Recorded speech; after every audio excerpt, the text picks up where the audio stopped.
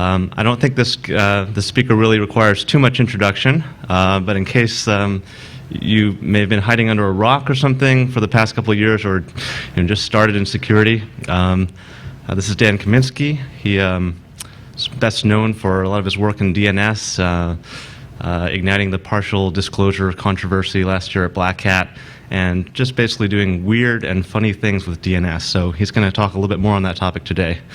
Take it away. Awesome. All right. Untangle this little mess here. Everyone enjoying Boston? Yeah. So this is actually my first time in Boston. I've been traveling around like a madman for a decade and somehow managed to avoid Massachusetts. Last year was a pain in the ass. Significant flaw found in DNS. You might have heard about it.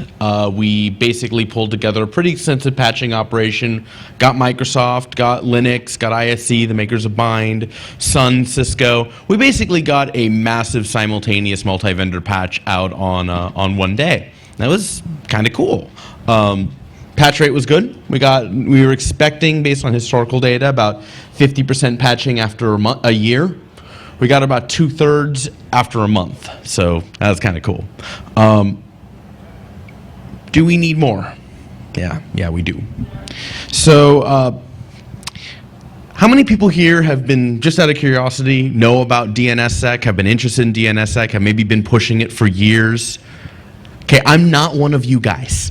I've been doing DNS research since 2004, and my reaction to DNSSEC for a long time was about as neutral as it gets, and I'd say neutral as the most positive version of that. I just never really saw the point. Well, things are a little different now, and what's changed is that I think there are software engineering realities that we've been in denial about, and that are just too visible to really ignore.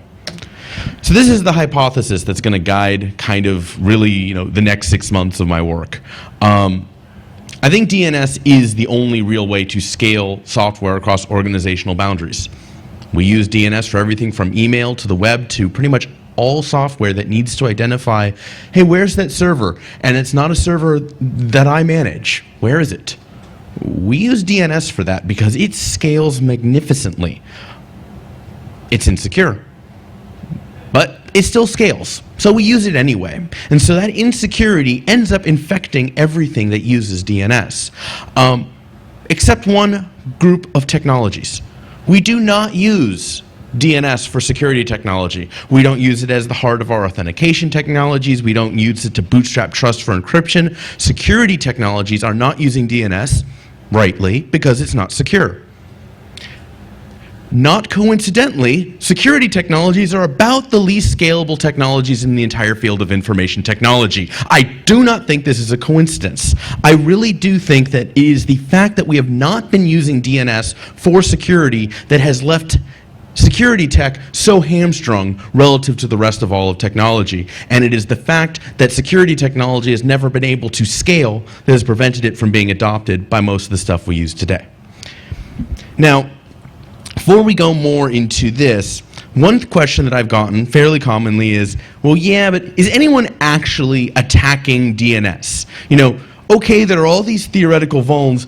Are there bad guys? So it turns out there totally are. And there's also nothing on screen anymore. That's not good. Come here. All right, wait, but now I don't get to see anything. I can go from memory, it'll be great. One more. Blue screen. Maybe. Awesome. All right, so first question I get asked a lot is, whoa, before you go into, look at all this broken stuff using DNS, has anyone actually been abusing the fact that DNS is insecure? Well, I've not had time to look through all of my data, but Dave Dagan, Manos Antonakis, and Luo Daniel Jiapu from Georgia Tech, they have enormous frickin' servers and lots of time. So they've actually been looking. So if I can pull up a, let's see here.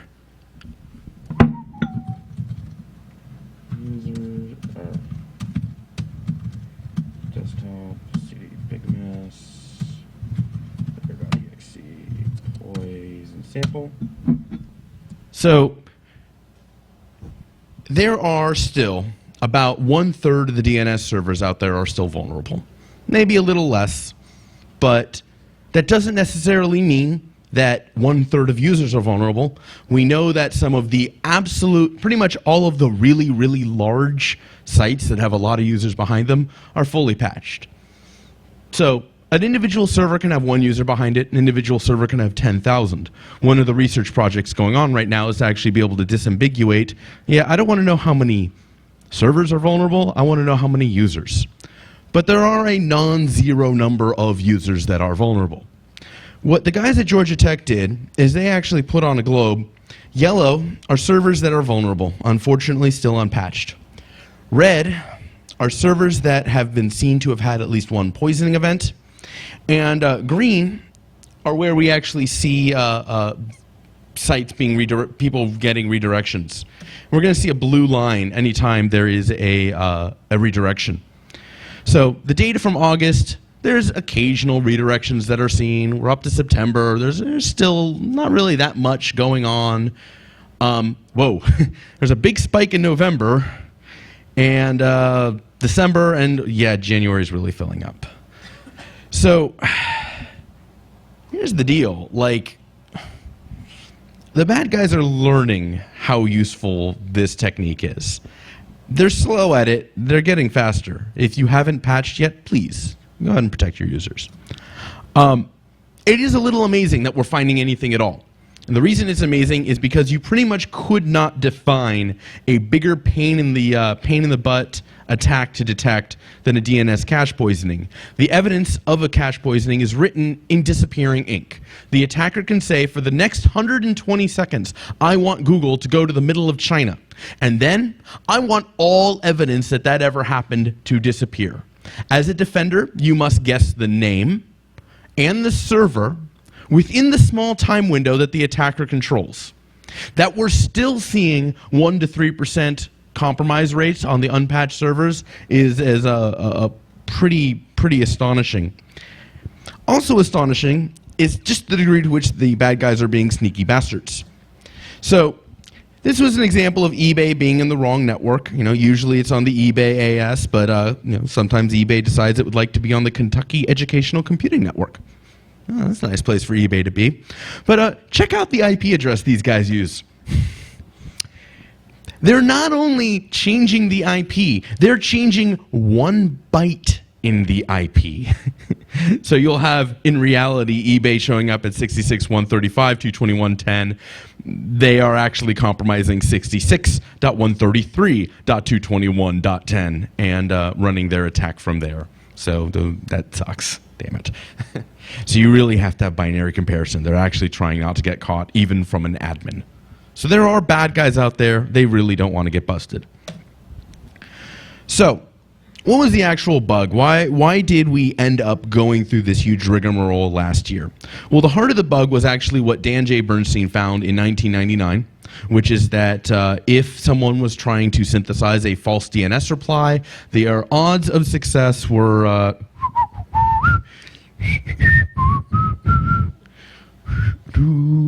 kill process. Never mind. All right. So, 99, Dan Bernstein finds, hey, you know, if a bad guy wants to just pretend to be Google replying with some DNS information, they have a 1 in 65,000 chance of actually succeeding. And those odds are just not very long. Dan was totally right. But it was 1999. We were young. Security didn't matter. You think I'm joking? I have an active theory, and it basically says this. If the bug was found before 2003, specifically summer of 2003, and the bug would have been really expensive to fix, we didn't fix it. We talked about it. We poked at it. We said someone should really fix it. But before 2003, it was still there. Maybe we papered over it with some really, really BS fix. And that's actually what happened in 1999. We papered over the fact that 1 out of 65,000 wasn't very long odds by saying, well, we've got this thing called the TTL, the time to live, and it controls how often you can play this lottery. And so if the TTL were one day, then, okay, great. You know, you can only play that lottery once a day, 32,000 days, 87 years. So we have security and we don't need to fix Dan Bernstein's bug. Yeah, this almost became an RFC in 2008. So this wasn't like a kind of the heart of the security model. This was the defense. So pretty much what I found in 2008 was, hey, that defense doesn't work at all. There are, in fact, about 15 different ways to get around the TTL defense. Meaning DJB's bug was never actually fixed, and that it did actually only take a few seconds to compromise the average name server. The nature of my bypass, there are many others, but the nature of my bypass was to use sibling names. So instead of attacking www.google.com repeatedly, which would indeed be limited by the TTL, so in other words, I can't repeatedly cause a name server to look up www.google.com, I can cause it to look up 1 Google, 2 Google, 3 Google, 4. And it turns out that the answer can also contain information about www itself. Now, there's code for this in Metasploit. Has anyone here actually used the code inside of Metasploit? So, this is kind of funny. The Metasploit attack works very, very reliably in testing against almost all name servers, against almost all names. If you try to use it in the field, the bailiwicked host module does not actually work that well.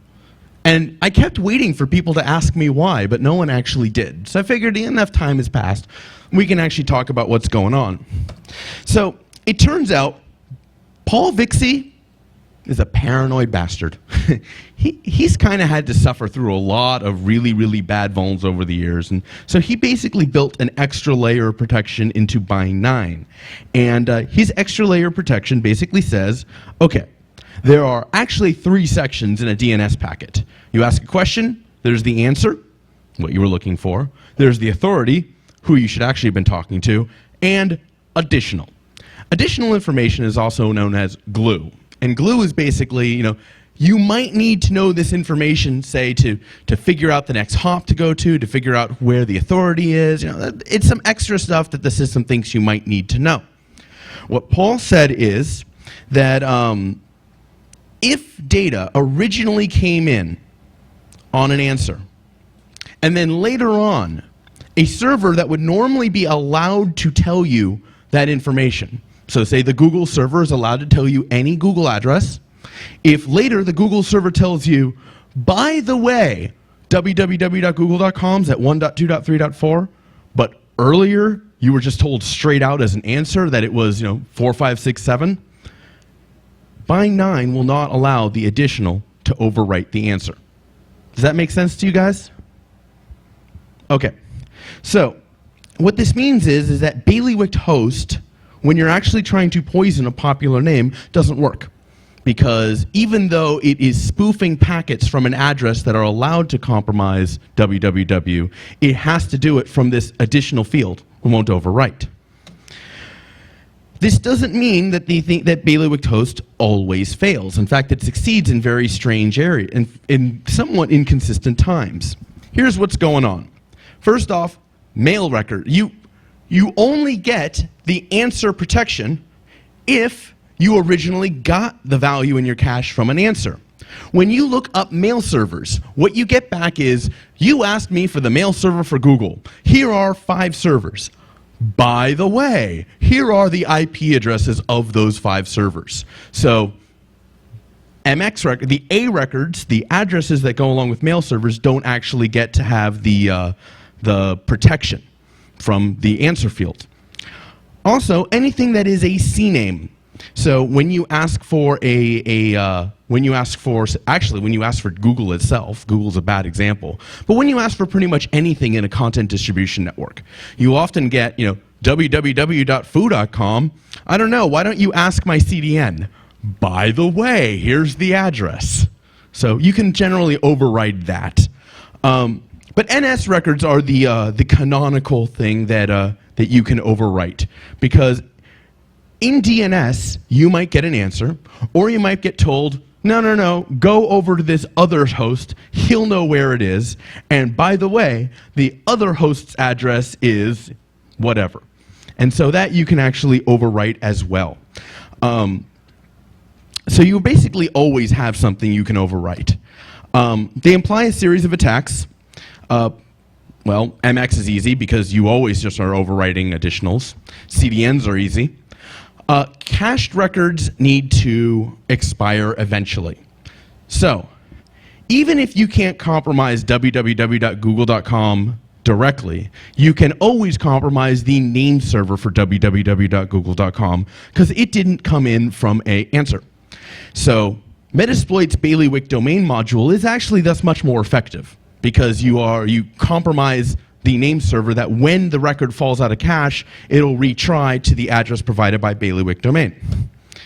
Now, just to remind, there's all the other side attacks, going ahead and injecting non-existent domains, which we exploited last year with the rickrolling of the entire internet thing. There are also subdomains that naturally have low TTLs. Facebook naturally has a TTL of 30 seconds.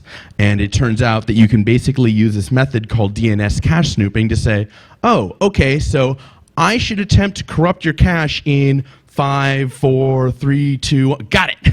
So you can do that too. So to be clear, this is why we were so insistent on source port randomization as a fix. Because all of these, well, why don't you change cache policy this way? Why don't you change cache policy that way? All of these things don't actually always work. It's really hard to get comprehensive defensive coverage of the DNS simply by changing the way that a name server applies policy. Paul Vixie tried to get a lot more protection by making it so that additionals could not overwrite answers. When you actually look at it in the field, saved you a few times, didn't actually save you enough. Now, Nick Weaver from UC Berkeley thinks that it is possible to cobble together a set of policies that will actually secure DNS caches just by in terms of what can overwrite what. It's possible, not hopeful. But he might prove me wrong.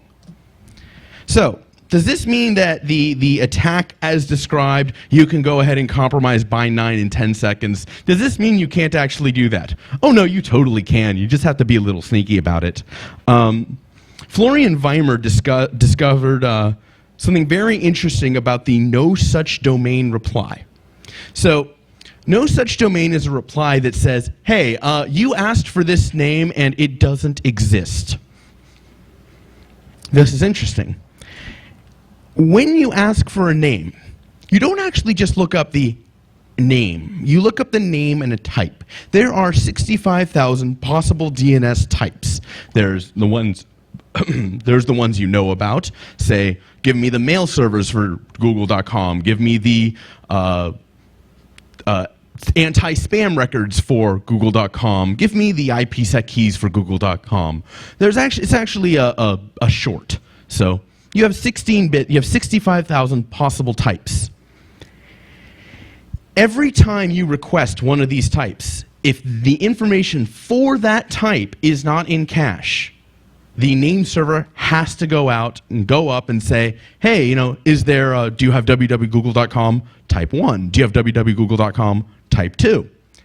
If at any point a reply comes back and says, www.google.com type 3000, that domain entirely doesn't exist. NX domain is actually saying, oh, any records you have in your cache for this entire domain must be invalid because this domain does not exist. NX domain actually says there are no records of any type. So what that means in the field is you can spoof a reply that will empty the cache immediately. So for an attack, first you poison the name server. Now you'd normally have to wait for the cached entry to expire to go back to your name server. You run the attack again though, and this time you aren't targeting the name server, you're trying to inject an NX domain. When the NX domain is successfully accepted, odds are 1 out of 65,000 it will. When it's accepted, it will drop the existing WW record from cache, and it'll be repopulated from your poison name server. So you still get it back in 10 seconds. Okay, maybe 20.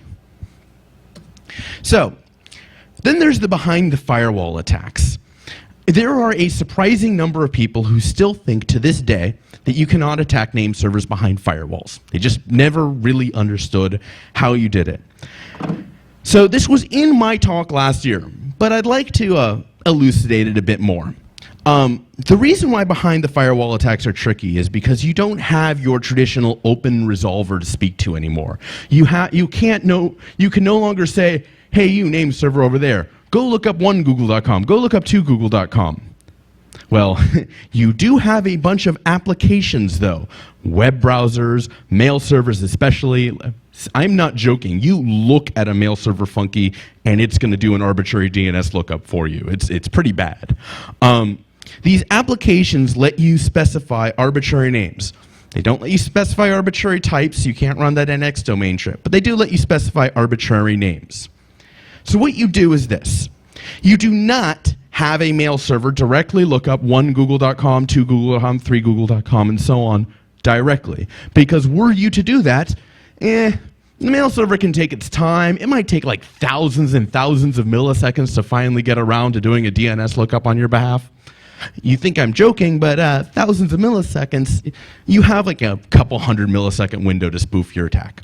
So you really want to know exactly when the name server is looking up the records, the sibling records that you're going to send poison replies for. So what you do is you instead have the mail server look up your own MX record. You have it look up badguy.com. And you reply, say, oh, you want my mail servers? No problem. Why don't my mail servers are 1.google.com, 2.google.com, 3.google.com, and so on. Well, it turns out you're bad guy. You don't get to go ahead and answer that information. That name server has to go out and go immediately look up 1 Google, 2 Google, 3 Google, and so on, just as soon as it gets that response.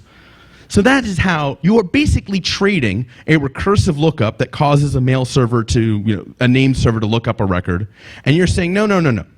I'm going to use the fact that DNS delegates. I'm going to force a name server to immediately follow a delegation to names that allow me to play that lottery, to get my 1 out of 65,000 odds. And that works pretty well. And you can have lots of names in there in your MX, and it ends up winning. So what you end up getting, obviously you can poison all DNS or all mail server records immediately because they all came in on additionals. You can also go ahead and run the NS poison because they're not an answer. You don't immediately get all A records. You do have to wait for things to drop out of cache. But, oh no, you have to wait like half hour, and then you get arbitrary names as well. Now the rub. None of this should matter. Really, Halvar said, and it was totally reasonable what he said, I fail to understand the seriousness with which this bug is handled, though. Anybody who uses the internet has to assume that his gateway is owned. That is what we have been saying from the security industry from the beginning. The degree to which the rest of information technology has heard that message is approximately 0. It's just not true. I don't want to repeat all the slides, but the reality is that secure systems are genuinely pretty rare in the field. The vast number of systems out there just don't bother. The web does not encrypt by default, not even close. Email. It is 2009, and we still do not have secure email. Anyone, raise your hand if you remember complaining in 2001 that we didn't have secure email. Raise your hand if you remember complaining in 1995 that we didn't have secure email. Like, this problem is not going away. It's not like it fixes itself. Non-browser network applications are embarrassing. So last year, Mike Zussman found SSL VPNs. This software has no other purpose in the whole world but to make sure that a bad guy is not intercepting your traffic. You know what Mike found? The SSL VPNs don't actually make sure that who they connect to via SSL is not the bad guy. They're like, I'm making an encrypted session to someone who? I don't know, but it's someone. I'm sure they're friendly. We pay money for this stuff. But what you see in the field is that 41% of SSL certs are self-signed. They're not even trying. The implications are pretty scary.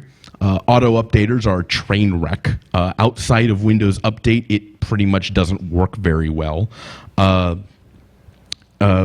Francisco Amato built a tool called EvilGrade, and he basically said, let's see, if I'm man in the middle, can I make an auto updater install my malicious update? He got bored at 10. He found like 10 different applications that would just go out to the internet, trust DNS, and say, well, whoever I'm talking to must have new code for me. Well, that should work. SSL certificates end up depending on DNS because SSL certificates are assigned in general by doing an email to the owner of the domain.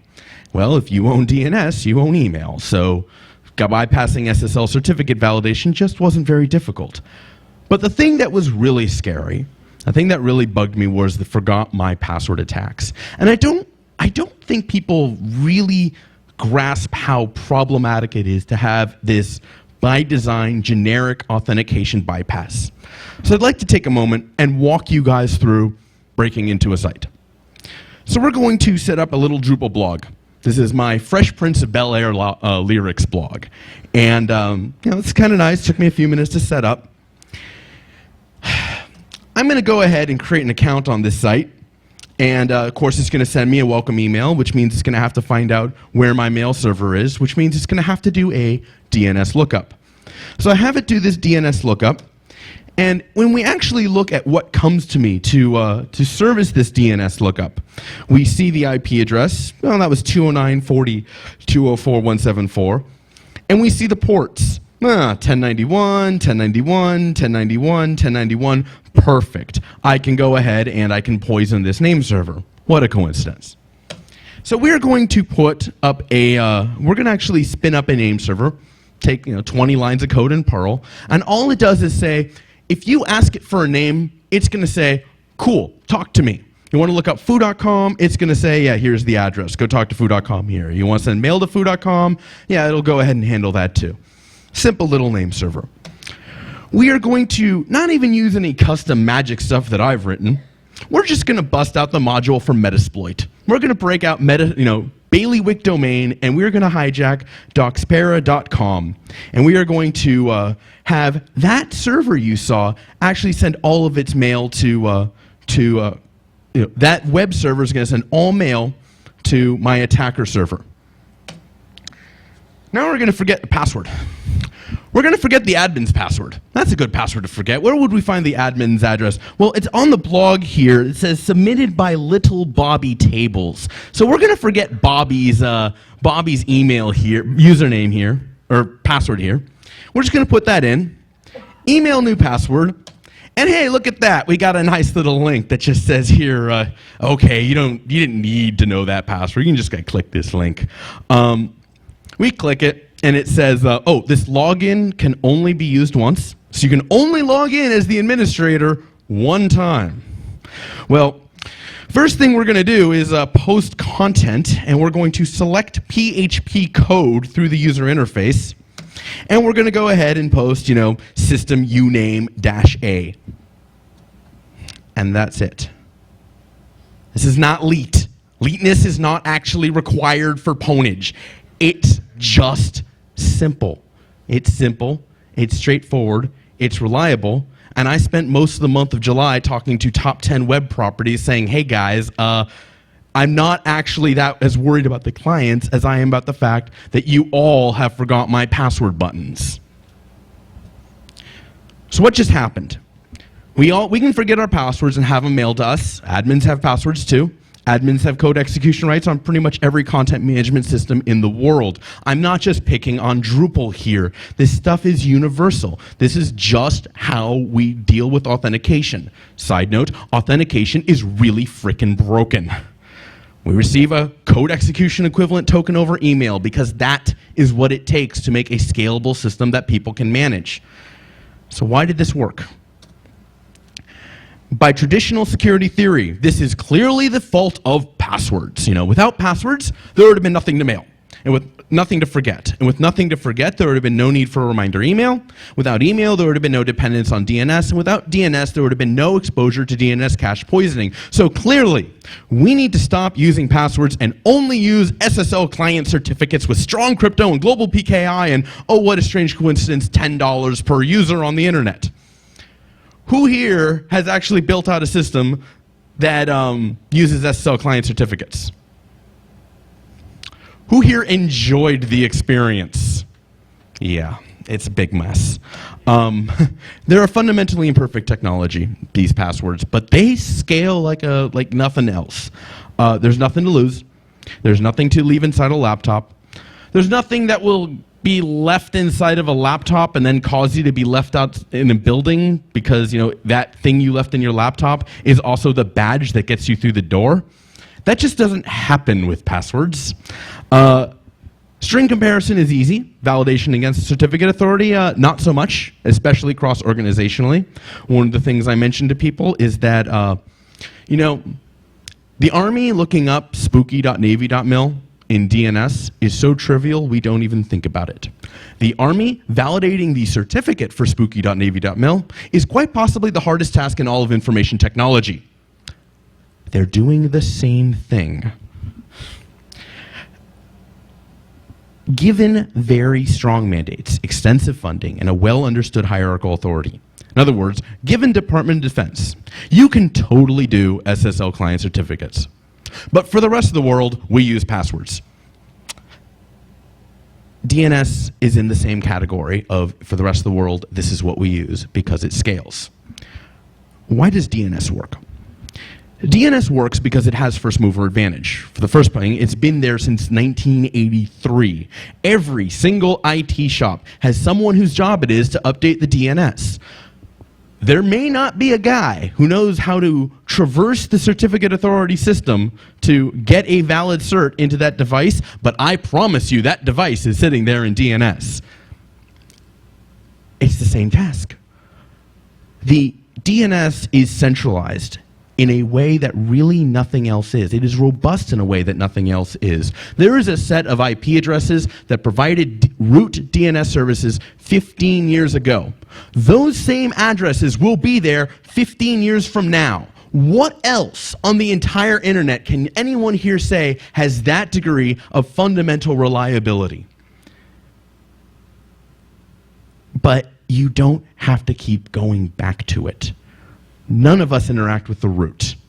We may interact occasionally with the registries through the registrar systems. We may go ahead and get a record in COM or NET or org, but we do it once.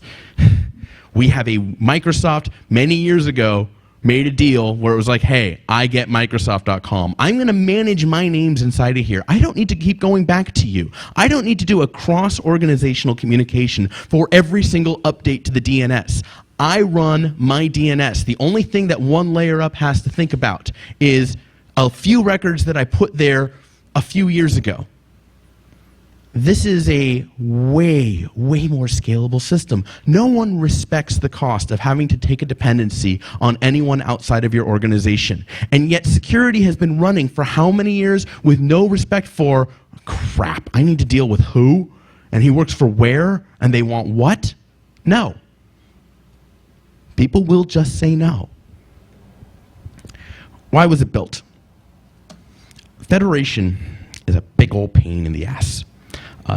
Definition of federation is the formation of a political unity with a central government by a number of separate states, each of which constrains control over its own internal affairs. Microsoft does not trust Google. Google does not trust Yahoo. Yahoo does not trust CNN, but all share a single namespace. All control all operations within their single namespace. There's nothing else actually that operates on that level. DNS provides a canonical, federated, universally supported namespace. There are no others. It's a hard problem. It requires technology. Synchronization of distributed databases is a classically hard problem, but it requires more than technology. It requires managing who is trusted to update what record. This is a human management problem. And it's been solved pretty much in one place. It's been solved in DNS, and it's been solved nowhere else. That is why every IT shop, no matter how small, has some guy who has to update the DNS records. And people take advantage of this with their applications. Email. Email needs to know, what IP address do I send this mail to? To send a mail, check DNS to determine what server to initiate SMTP2. There's a special record type, MX. It works fantastically. The web has its same origin policy. This is arguably the largest advance in security in the last 10 years.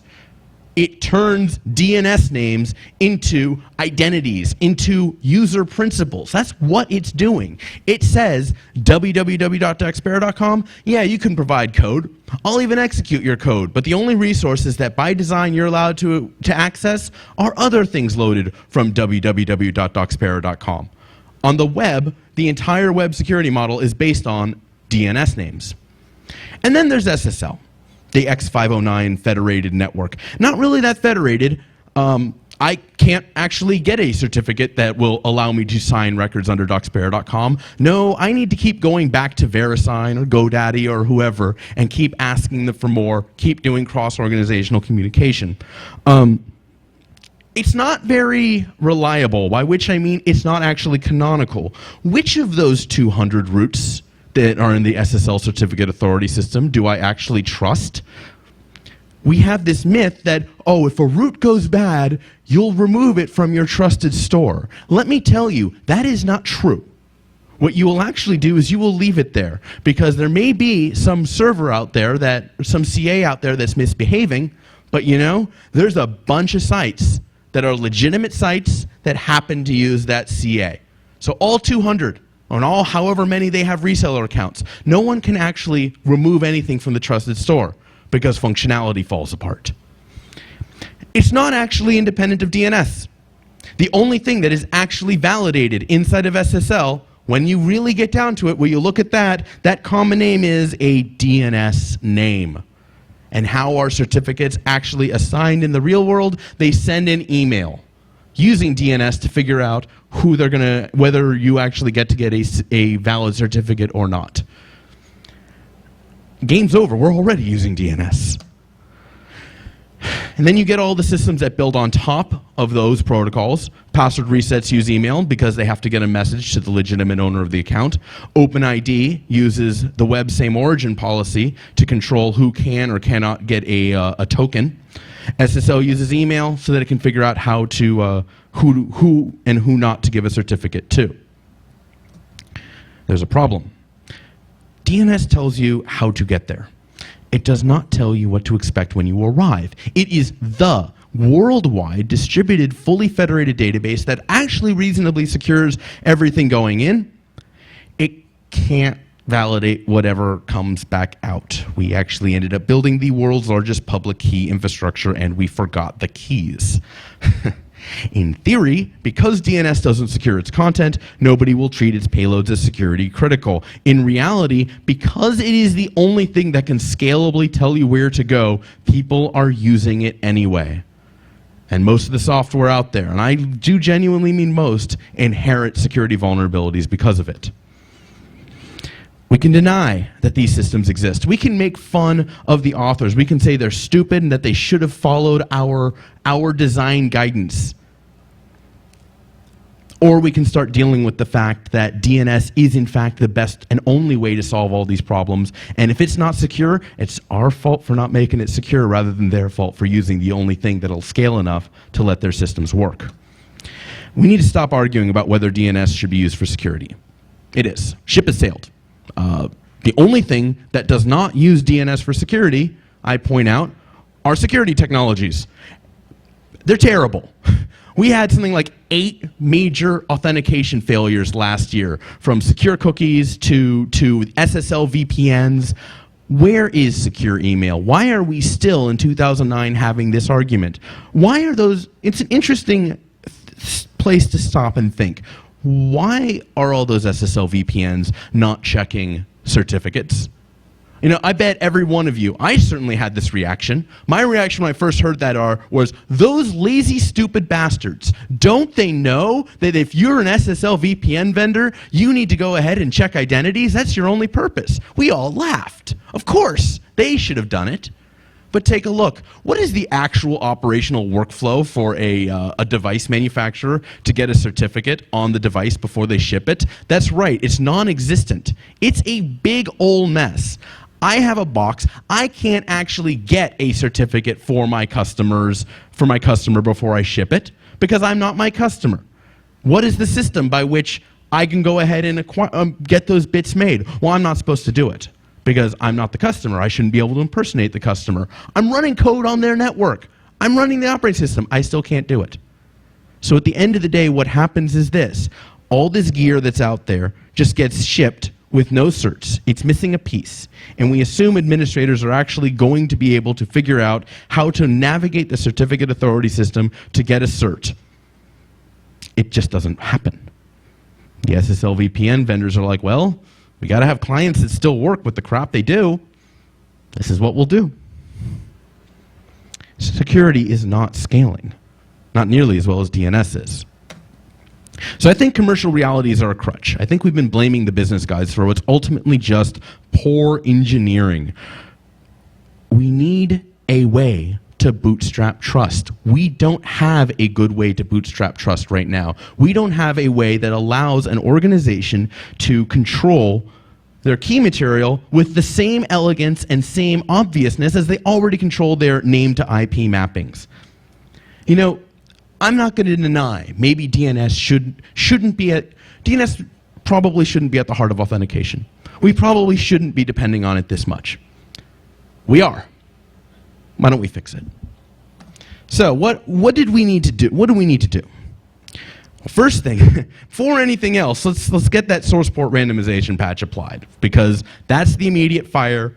When there's a building burning, you don't argue about, well, should there be asbestos? You know, what kind of building codes would prevent this? No, you put out the fire. So last year, I pretty much put my foot down and said, we are not talking about DNSSEC while we figure out how to get source port randomization out the door. We got it out the door about as much as it's going to get. We can start talking about what it's going to take to make DNSSEC work.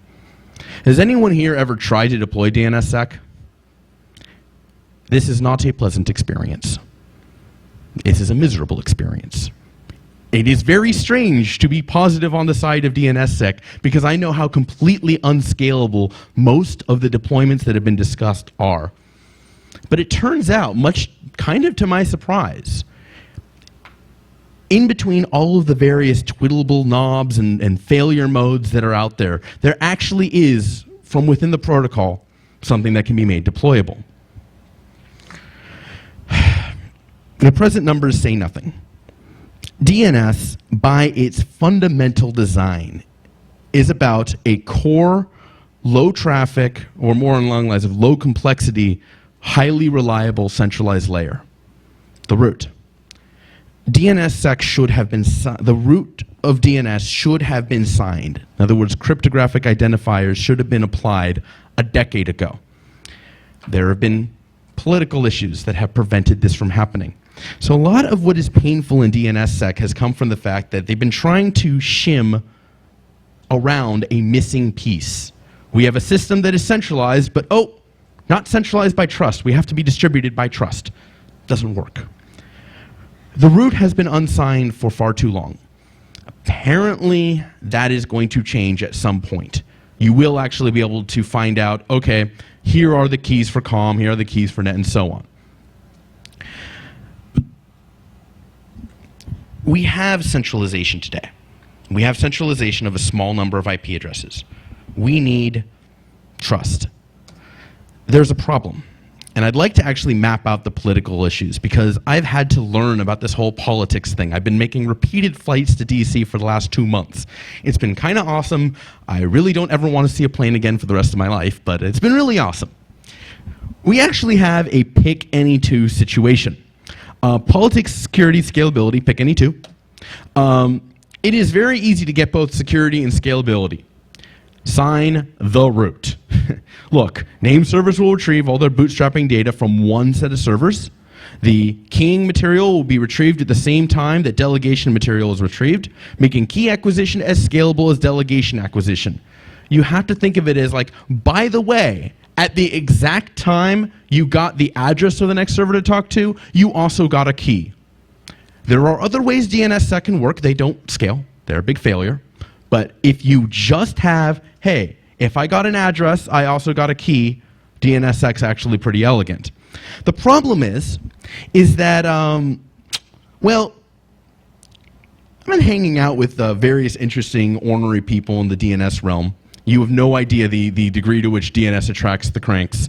But people are really, really paranoid about the United States Department of Commerce having anything to do with cryptographically asserting the identity of 187 countries. For historical reasons, the Department of Commerce has already been saying this is the IP address that controls the DNS for this country, but perish the thought that keying material might possibly be right next to the address that's already there. They're really operating on the presumption of, oh my God, we're going to have a security dependency here. We already do. So there's politics and scalability. And it turns out this is very easy to do. Do nothing. We can go ahead and, there's this let sleeping dogs lie thing. The DNS works pretty well. Why don't we do nothing at all? You'll go to the root. You'll only get addresses.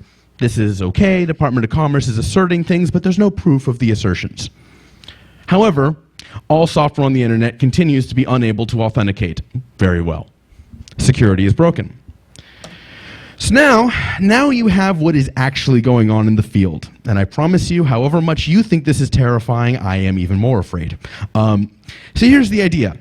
Because the United States Department of Commerce is the source of all that is evil, we are going to replace them with some guy. Some collection of guys are going to run some collection of servers that implementations are going to run around to, and it's going to be like, aha, here's the key for all the Russian servers, and here's the key for all the Finnish servers, and here's the key for all the .com, and here's the key for .mil, and this stuff might change, so hopefully you get it updated in time. It's a parallel system to DNS, potentially throwing in dependencies on SSL, which has a parallel dependency back on DNS as well. But Department of Commerce is out of the loop, so politics is happy. I guess we get key material. I wouldn't expect it to be too reliable, though. However, because the general IT community will never ever, because this is what's interesting. Because politics is being more of a pain and is being more vocal than the scalability people are, all the DNSSEC efforts and energies right now are really going around, let's set up this network of some guys who go ahead and distribute key material. People will totally use it. It'll totally not fail, right? No, it'll totally fail. It's not at all scalable, not at all deployable. If we want to secure DNS, if we want to secure DNS without making it fall over and collapse, no. Let DNS be DNS. Let the root get signed. To deal with the political issues, I think this might work. I think the root should be the trust anchor of last resort. You sign it, but you don't use it, not unless you have to. If you're Russia, you don't trust the root for the .ru keys. You get that hard-coded. You load that anchor into your name server, and you accept, as the administrator, the administrative load of just that one domain. You don't care about .fi, you'll trust .fi from the root, but .ru, no, you are paranoid about that one. And the Russians can manage RU, and the Finns can manage .fi, and hey, seriously, Department of Defense should totally manage .gov and .mil independent of whatever happens to sit in the root. Great. This gives you very tightly scoped manageability, but everything else still works cross-organizationally. It should work okay. There's the other side of the coin. Okay, signing the root addresses how do you get recursive servers to recognize trust. In other words, Were there to be millions of keys out there, how would you actually recognize them? How would you be able to figure out this key is valid and this key is not? It does not deal with the other problem, which is how do you get keys in the first place? Because let me tell you, no one wants to build them themselves. I'm telling you, the solution to DNSSEC is not yet another deployment guide. No more advice to administrators. No more saying, and I'm not actually exaggerating, you have to do something for us every 5 days. And if you don't, your network's going down. Because do you know what an IT administrator says to you when you tell him, if you don't do what I say, your network's going down? They call the police. Or at least they stop listening to you entirely. It's not unreasonable. Everyone who's ever been against DNSSEC is totally right, because the present ways of deploying this stuff and the present implementations are a mess. We can automate a lot of this stuff. We can automate key generation. We can automate record signing. We can make signing happen on demand. So this is an actual very interesting thing. You guys know that the present implementations actually will not start hosting until they've gone ahead and signed all these records in advance. So, hey, you know, you have 100,000 records. You've got to do a couple 100,000 signature operations. You just get to sit there with your website down. Let me tell you how little people are down for having to sit there with their website down. It's just not, it's not feasible. For DNSSEC to scale, it must be as straightforward to install as the source port randomization patch. That doesn't mean it was easy. The source port randomization patch was a big pain in the ass for a lot of people. But do you know how much time people have had to spend in the last month dealing with that patch? 0.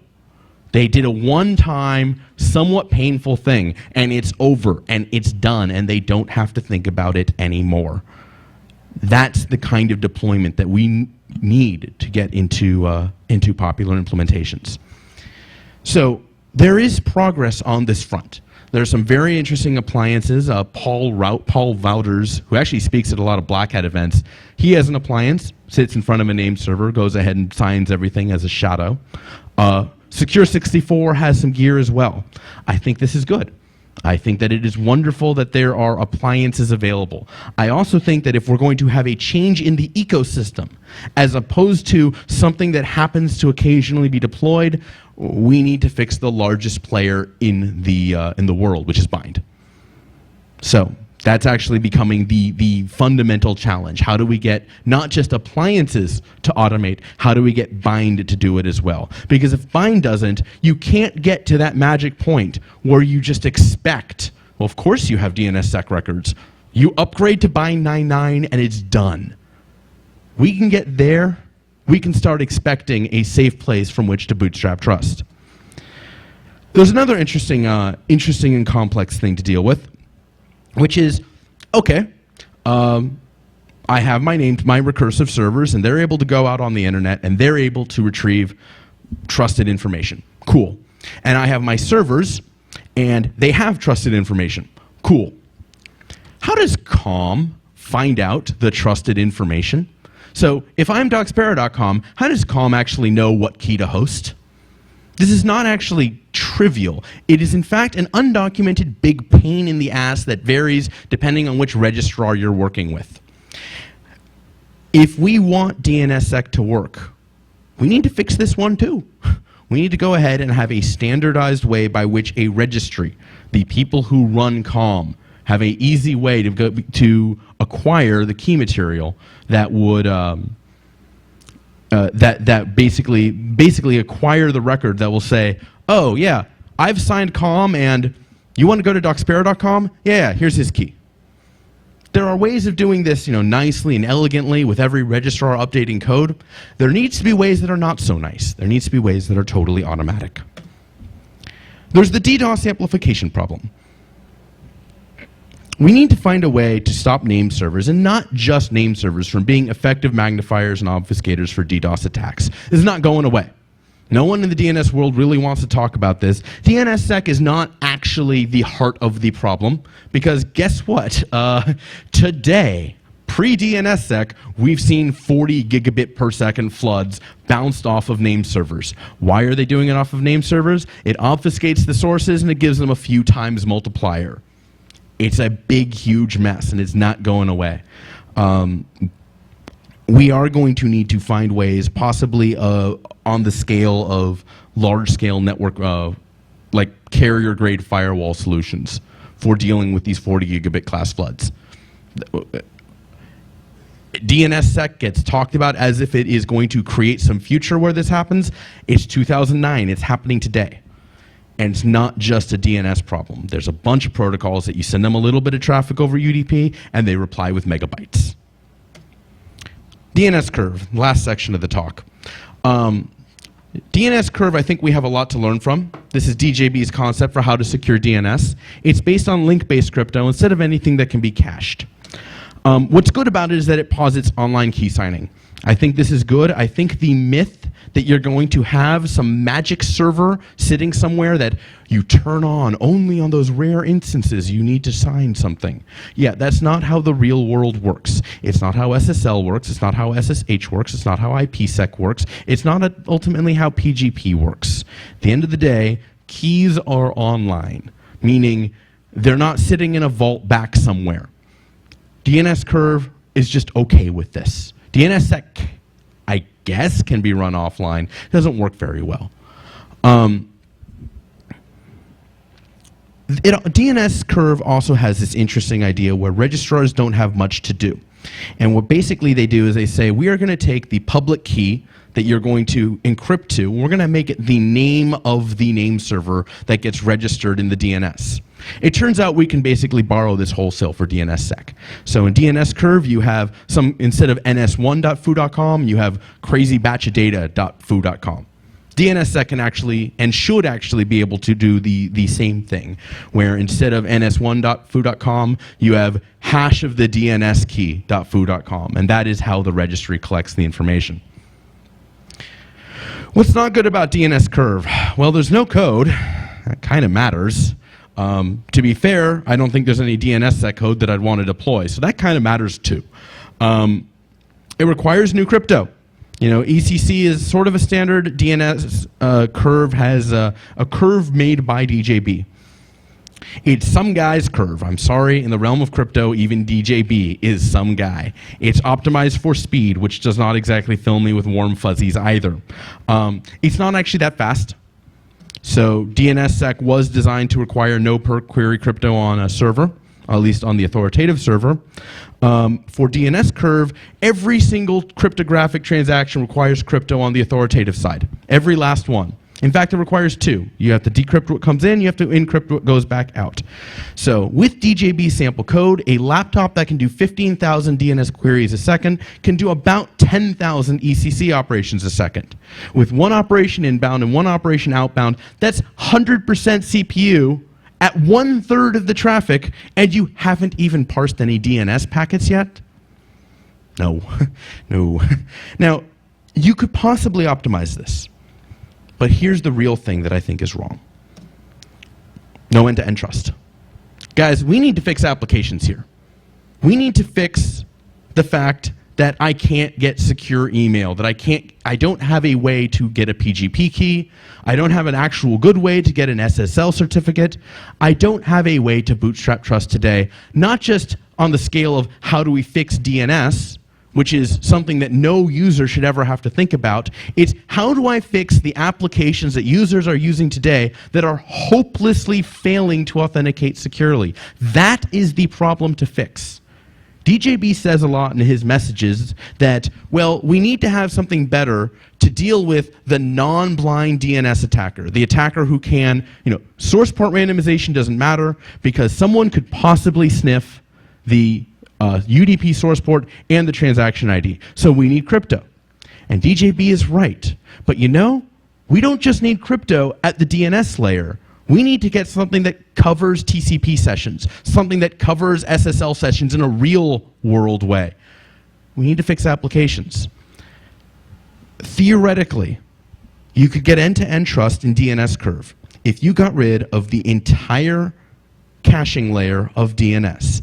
If every single desktop pretended there were no name servers that were local, and instead went to the root, went to COM, went to myspace.com or foo.com or bar.com or microsoft.com, every single desktop interacting with the entire DNS infrastructure with no caching layer in the way. This would represent a 100x increase in the amount of DNS traffic. This would not actually scale at all. The DNS would collapse. So it turns out, as much as I actually kind of like a lot of the properties of DNS curve, it doesn't actually fix applications. It doesn't give you end-to-end trust, because if you were to try to make it, it would break the internet, because it would destroy the entire caching layer, which has made DNS scale. I think there's some cool ideas from it. I think we should basically grab the idea of using the name of the name server record to host, to delegate trust. We should probably borrow that wholesale. But link-based crypto is not going to solve the broken applications that we're all shipping. So conclusions. Fixing DNS with source port randomization was necessary. There were a lot of attacks out there. There actually are a lot of attacks going on today against the few people who haven't patched. People are using DNS. The reason why it's there is because it scales and it works and it federates, and it is the only way to make this happen. And because the choice is between doesn't work at all and doesn't work securely, people are choosing doesn't work securely because they still need to send emails. They still need to grab websites, whether or not it's safe, whether or not there's a bad guy. So anything we do to fix DNS, if we want DNS to be the heart of trust, it still needs to work after, because no one is going to deploy something if it doesn't actually work, because that's what actually matters. That's what actually gets people paid. We've got to fix DNSSEC. Like, no, I'm never going to tell anyone, well, for some ethical, moral, right reason of justice, you have to deploy the present code for DNSSEC. It doesn't scale. It doesn't work. These are implementation flaws, though. Again, no one is more surprised than me, but the reality is in between all of these implementation flaws, the protocol actually is not too bad, and we can work with this. Once we make DNS secure, an entire class of security problems is going to become feasible to finally solve. We can stop working around this missing piece that we cannot delegate trust effectively. We will finally be able to bootstrap things. What we put in DNS, I don't know. That's the fascinating question. We've never had a safe, canonical, scalable place to put bootstrapping data. What do we put there? All I know is there's a lot of stuff we've been shipping over the years, we've been trying to deploy over the years, that works really well in testing and totally fails in the field. And the more I look at it, the more I think DNSSEC is finally the answer to make that stuff work. So that's what I got. And I'm open for questions. Anyone? Cool.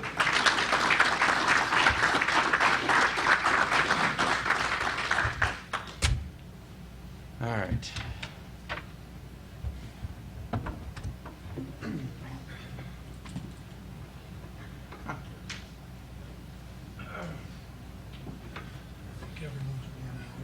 Yes, there is. To the bars.